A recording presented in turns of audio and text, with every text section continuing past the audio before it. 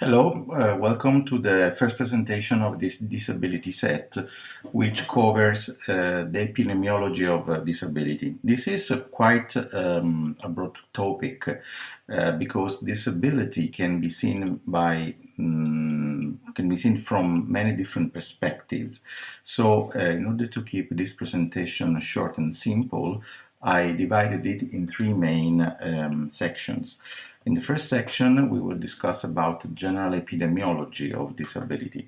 Then we will look at some special subgroup of persons with disability, and then we will briefly cover the major impact of disability. So let's start with the general epidemiology. The person with disability are the world's largest minority, as shown by the World Health Organization report on disability in 2011. The prevalence of persons with disability in the world population ranges from 15.6 to 19.4%, which is more or less 20%. And disability spans on average 8 disability adjusted life years. What are these dailies, basically? Basically, dailies are a measure of the burden of disability, and one daily corresponds to 1 year lost of healthy life. So the burden of disability is on average 8 lost years of healthy life, which means around 11.5% of the lifespan. So a person with this disability on average spends her 11.5% of his entire lifespan in a condition of disability. Most of the persons with disability live in developing countries, and 20% of the poorest people in the world are persons with disability. From these two graphs showing the dailies adjusted, daily rates adjusted from all causes, shows that there's been over time, in about 20 years, a general reduction of the burden. So we can see that here the red and dark areas are much more represented than here. However, still there are high figures in the developing countries like Africa and some areas of the Middle East. What about USA? In USA, the prevalence of disability is around 12%, and what we can see is that there is a tendency towards increase of the figures. This is due to the fact that basically the Western worlds are aging, so this increasing trends is the consequence of the progressive aging and the widespread diffusion of chronic conditions. So basically these figures are likely to increase even further over the next few years, also because of the COVID crisis. What about Europe? Well, in Europe, more or less the situation is not that different from the USA. Basically, according to these data, which are taken from the Eurostat report on disability, disability is classified according to 3 different criteria. In yellow, we got basic ADL, activities of daily living, disability. In blue, we got work-related disability, and in magenta we got the overall disability. So this is due to the fact that different studies do have different definitions of disability. And from this graph, actually, we can anticipate some of the few concepts that we will see later on. First of all, there are gender differences, and also there are important age difference, but we will see that later on in the presentation. So what about the causes of acquired disability? Across the world, probably the most frequent causes of acquired disability are traumatic brain injury, stroke, and spinal cord injury, which do have very important incidents, like 27.1 million for TBI, 11.9 million for stroke, almost 1 million for spinal cord injury. But now I would like to draw your attention on something. Basically, the hierarchy of these figures is decreasing from top down, as well as here, of course. But regarding prevalence and DALYs, instead the hierarchy changes. Indeed, the most prevalent disease, is not traumatic brain injury, as one would expect on the basis of the incidence, but is stroke, followed by TBI, and in the end, followed by spinal cord injury. This is regarding prevalence. Regarding dailies, it's even different, because the burden of traumatic brain injury is basically much lower than the burden from spinal cord injury. Why is that? Possibly because mortality for traumatic brain injury is still high, especially in the developing countries. So basically, most of the people affected by traumatic brain injury actually, unfortunately, die.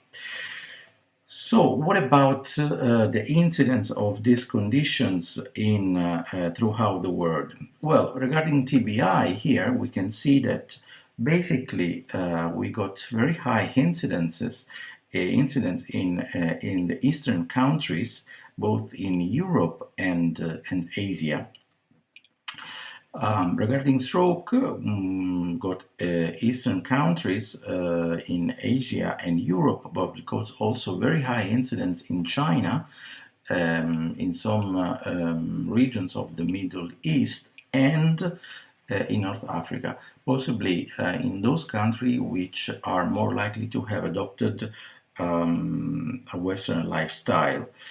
Whereas regarding spinal cord injury, we can see that the highest incidents are actually in the USA, Groenlandia, strangely, and Europe, with very high incidents in basically Middle East, Afghanistan, and I think this is Yemen and Emirates. Basically, these are war zones, whereas these are areas where there is high incidence, as we know, of road traffic accidents. Now, this is regarding general epidemiology, so now we can move on to the special subgroup topic. So, we mentioned about an association between gender and disability. There is an important association in the sense that there is higher incidence of disability reported for women. So basically, women with disability are multiply disadvantaged because of the gender issues and also because of disability. And disadvantages for women, again, are more likely to be more important in the less developed countries. What about the European Union? Well, here again we got the same thing. There is both for general disability, employment disability, and basic activity disability, there is a prevalence of disability in women. What about age? Well, these are US statistics, and we can see that basically disability disability prevalence tends to increase over time. So, reaching about 1/3 of the prevalence in the 65 years old or more subgroup. So basically, there is a higher association with older age and disability. Similar figures we got for the European Union. Here, in this report, the figures are slightly different. So here we compare basically the age between 15 to 44 with the age between 45 to 64, and we can see that basically in the latter age stage, there is higher prevalence of disability for general disability, employment disability, and basic activity disability. So figures are quite similar. But when we discuss about the association between age and gender, age and disability, we should not forget that also children can be affected by disability. This is especially true for the developing countries, where 91 million of children, so 5.1 of the total world youth population, may have some disability, whereas 30% of street youth in developing countries do have some disability. And actually, amongst these 91 million children, 13 million of them, so basically almost 1% of the total world youth population, do have a severe disability. And mortality in the underdeveloped countries is about 80%. So really, these figures are really devastating. What about the type of disability? Well, the American Community Survey, which took place in the United States in 2016, before the Trump era, I would say, basically asked to a large sample of Americans 6 basic questions. Is the person deaf, blind, do have cognitive problems, difficulty in walking, climbing stairs, thus mobility, difficulties in IDL, or difficulty in participating, basically. So they identified 4 main types of disability: cognitive, sensory disability, vision and hearing, ambulatory disability, self-care, independent living. The last 3 can be considered sort of motor disability, so they can be somehow grouped together. What about the trend over time of these types of disability? So the most common form of disability in the US is the walking disability, so affecting basically the mobility domain of the ICF. Then we got independent living and cognitive disability, then hearing, self-care, and vision disability. As we can see, there is a slight tendency towards an increase of over time. What about the association between disability type and age? Well, again, we can see that across the various ages there is a tendency towards increase, but actually there is an important increase between this age range and the older range, which is about fold for ambulatory disability, threefold for independent living and vision disability, sevenfold for hearing, and twofold for cognitive disability. So this is an important increase of prevalence, of disability prevalence in relation to aging. So now we are entering the last section of the presentation. So the impact of disability. There is an impact of disability on education, but actually disability is both a cause and a consequence for low education throughout the world.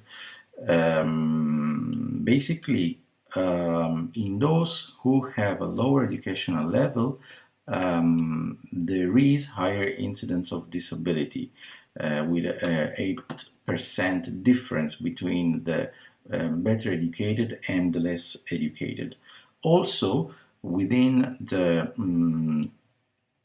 developing country, most of the disabled children, something like 90%, do not attend school, and 3% of adults, only 3% of adults with disability do have a global literacy.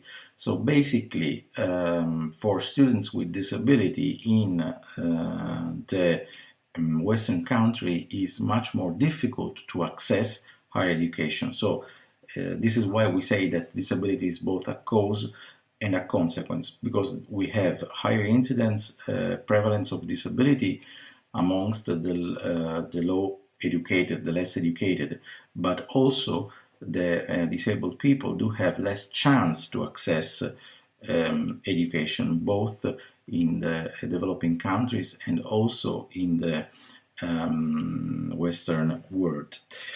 Now, given these figures, we are not surprised that given the less education, there are less job opportunities also for people with disability. So 386 million of the world's working age population do have some kind of disability. In developing country, these figures are even higher. So something like 80% of unemployment rates, reaching almost 100% in India. In the Western world, like USA, basically the figures are around 75% of unemployed people between the persons with disability. What about the trend over time of the employment or maybe unemployed percentage? Well, unfortunately, this is quite stable. So as you can see, there is almost 35% difference between the employment rate for persons with disability in comparison to the employment rate for persons without disability. And this is really astonishing because, of course, persons with disability do have much less opportunity to work. However, we must say that different types of disability do have different job opportunity. Basically, the highest rate of employment can be seen for the sensory disabilities, whereas the lowest percentage of employment can be seen for the cognitive and the motor disabilities, as it can be imagined. Now, of course, there are less job opportunities. There are the higher rates of unemployment, and but for those who work, unfortunately, the earnings are not so brilliant. In fact, we can see that there are almost $10,000 difference in the wages and in the earnings between the persons without disabilities and the persons with disability. So this is actually a further discrimination for people with disability. They do have less job opportunities, they do have less job opportunities, and if they can manage to work, they are less paid than persons without disability. Considering these figures, it's not surprising that there is a strong association between poverty and disability, not only in the US, but throughout the world. In the US, basically, the percentage of persons with disability who are poor is much higher than the percentage of persons without disability who are poor. There is more or less almost a 10% difference. There is also an association between disability and health issues and health risks. For instance, persons with disability tend to smoke more than persons without disability. So, of course, we all know that smoking poses a threat to the health, as well as obesity. We can see that there are higher percentage of obesity in persons with disability, and of course, this is quite easy to understand, considering that persons with disability may have mobility difficulties. So, because of that, they tend to burn less calories, but their oral intake may be higher because of various factors, including emotional issues. Fortunately, there is no association between disability and binge drinking. But apart from this, for sure, disability represents a condition that may be associated with even worse health outcomes. Now, what about other important impacts of disability from a social perspective? Well, we should not forget violence. Persons with disability are more likely to be victim of violence or rape, and is likely to be helped in case of such a problem, either in terms of policy intervention, in terms of obtaining legal protection, or even preventive care. And actually,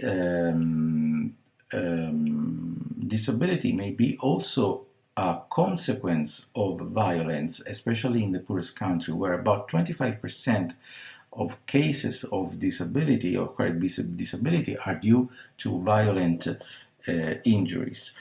There is, of course, an association also between violence and gender and age. For instance, unfortunately, violence against children with disability is still rather high. It's 1.7 times greater than for children without disability. And in the developing countries, for every child killed in warfare, 3 are injured and acquired a permanent form of disability. Also, women and girls are particularly vulnerable to disability. So, for instance, especially in the developing countries, an Indian survey in 2004 demonstrated that 95%, or more than 95% of women with disability are beaten at home.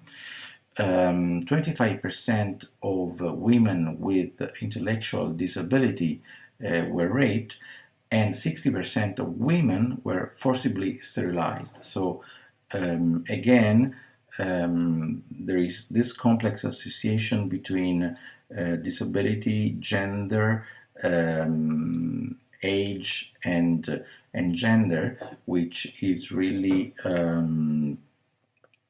devastating, considering that we are living in the 21st century.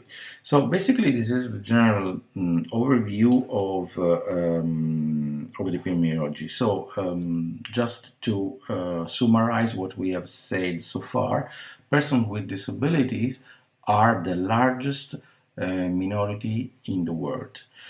Persons with disability are vulnerable, and between the minority of persons with disabilities, some groups are more vulnerable than others, like women, older people, children, ethnic minority groups, and all persons, generally speaking, living in the lower income countries, or those basically living in the poorest wealth quartile. Disability has an impact on education, on work, on the income, and on poverty. Poses is associated to some health risks and to violence. And let's have a look at this video. Donald Trump facing new criticism for something he did on the campaign trail last night in South Carolina while defending his debunked claim that he saw thousands of Muslims celebrate the collapse of the Twin Towers here in New York. He appeared to mock a reporter with a disability. Take a look. Written by a nice reporter. Now the poor guy, you got to see this guy. Oh, I don't know what I said. Oh, I don't remember. He's going like, I don't remember. Oh, maybe that's what I said. This is 14 years ago. They didn't do a retraction. That reporter he is talking about is Serge Kovaleski, who now works for the New York Times. As you can see right there, he suffers from a chronic condition that impairs movement of his arms. The Times spokesman says they find it outrageous that Trump would ridicule the man's appearance. So, unfortunately, disability has also an impact on social stigma. Is associated to social stigma. And it's really sad that someone in a higher position, like the most now former president of the United States, can actually ridicule a person with disability. So therefore, Trump has probably been the worst president ever. But just to conclude, we can say that not everything has gone absolutely bad in 2020. Thank you very much. Hope you enjoyed it.